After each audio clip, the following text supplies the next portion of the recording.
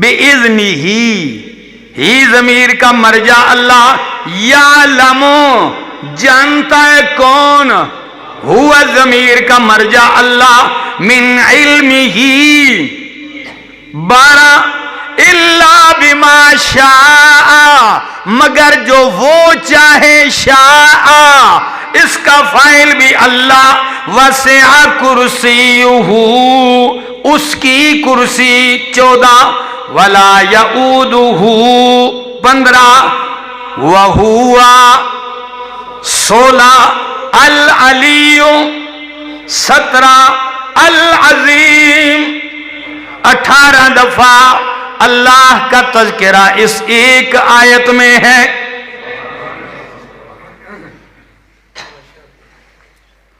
اور نبی کریم صلی اللہ تعالی علیہ وسلم کے فرمان کے مطابق اس میں اعظم بھی آیت الکرسی میں ہے۔ کس میں؟ آیت الکرسی میں ہے۔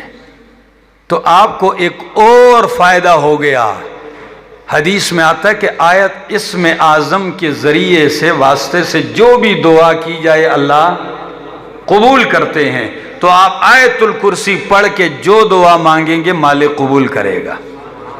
اگر گزشتہ جمعہ آپ کو یاد ہو درود والا، تو اس کو اور اس کو دونوں کو سامنے رکھو تو یہ بھی نتیجہ نکلے گا کہ سب سے پہلے اللہ کی حمد و ثنا، پھر نبی پر درود، پھر دعا۔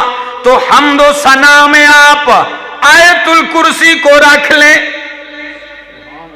کہ اس میں اللہ کی بڑی عظمت ہے، حمد ہے، ثنا ہے، بڑائی ہے، بزرگی ہے، شان ہے اللہ کی، اس کو رکھیں، پھر درود پڑھیں، پھر دعا مانگے، پھر دیکھنا دعا کے آثار کیا ہوتے ہیں۔